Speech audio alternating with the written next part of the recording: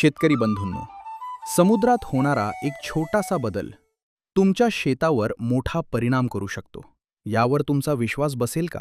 El Nino निर्माण झाल्यावर भारतातील मॉन्सून कमकुवत होण्याची शक्यता वाढते.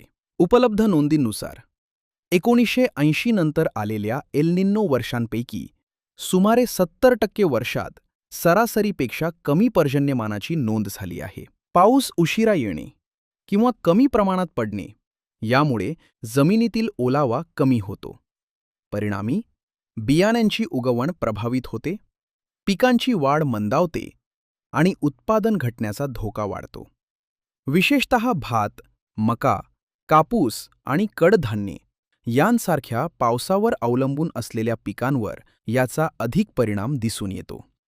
अलीकडील अंदाजानुसार एल निनोचा प्रभाव वाढल्यास खरीप हंगामातील पीक उत्पादन कमी होण्याचा धोका वाढू शकतो, असा इशारा हवामान तज्ज्ञांनी दिला आहे. मात्र शेतकरी बंधूंनो, घाबरण्याची गरज नाही.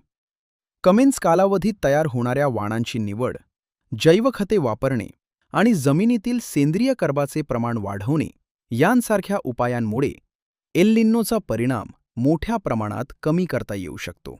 एल निनोला थांबवता येणार नाही, पण योग्य शेती व्यवस्थापनाद्वारे त्याचा परिणाम नक्कीच कमी करता येतो.